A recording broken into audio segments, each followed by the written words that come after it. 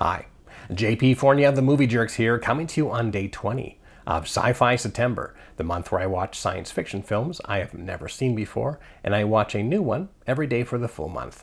So what do we get for day 20? Well, yesterday we had Assassin. So today I'm watching Genesis 2. Oh.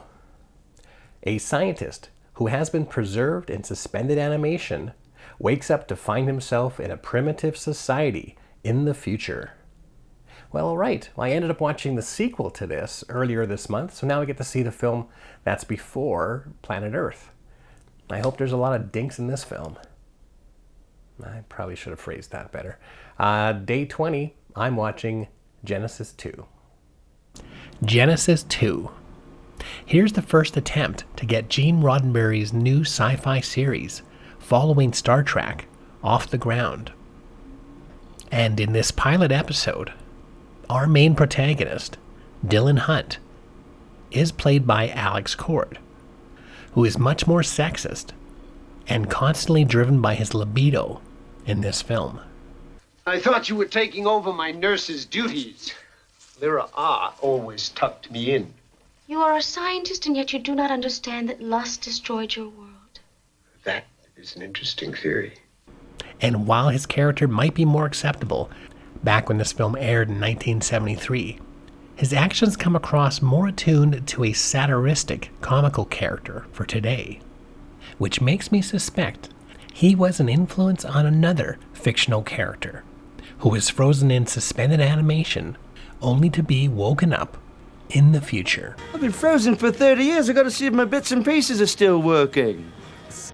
And I can understand why they recasted him, switching him up for John Saxon, because Cord just doesn't have the charisma of Saxon. However, that being said, Cord does have an image that appears more like a scientist, kind of a high school science teacher look. And while Saxon does display a lot more machismo, Cord's voice often reminded me of Charles Bronson. And I've had the last advice I want from you, Florence Nightingale. And boy, Charles Bronson would have been perfect for this film. I'd like to shove this up your ass, but I don't want to dirty my hands. As for the rest of the characters, most of them have been recasted, such as Harper, who in the second film is the constant damsel in distress. And in this film, On Earth, if you wish. My city, Terrania. it doesn't do her character that much favors.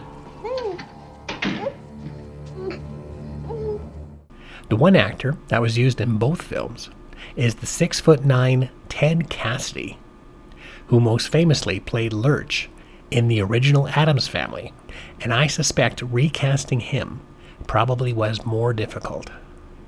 It was nice to see character actor Percy Rodriguez, but this film barely uses his talents, as his character barely gets any script time.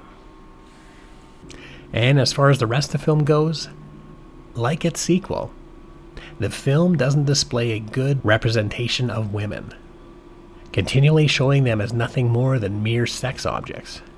Superior to humans in almost every way. You don't say. Oh, behave. However, in this film, the story does study more class structures and finishes with a morality lesson that makes a comment on popular thought. There were thousands of lives at stake right here. If we trade one life for 1,000, couldn't we justify 100 for more? Perhaps 10,000 for still more? And is still rather ahead of its time, even for us today. Well, I'm not sure I've got that kind of guts, Primus. We all must. This time. And this is the type of Gene Roddenberry that we have come to love from Star Trek. Unfortunately, this film hasn't aged very well. Well, if it isn't Miss Harper Smythe, you ought to wear a skirt more often. Oh, behave. Yeah. And is kind of a slog to get through. If you do watch one of these two films, Genesis 2, or Planet Earth. I would advise sticking with Genesis 2, even though Planet Earth would be considered much more of a popcorn flick. And even though both films do end with a notion that more adventures are to come, Genesis 2 has a much more satisfying ending. Do you like children, Dylan Hunt? Why, is this a proposal, Harper Snow? Of course not. Pity. Bet you've got a great pancreas.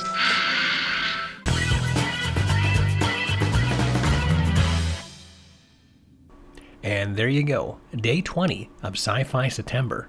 This time I watched Genesis 2. What other sci-fi TV pilots did you enjoy? Let us know in the comments section. And if you're curious about other films I'm watching this month, be sure to hit the subscribe button for updates daily. And for other information about the Movie Jerks, you can go to www.themoviejerks.ca.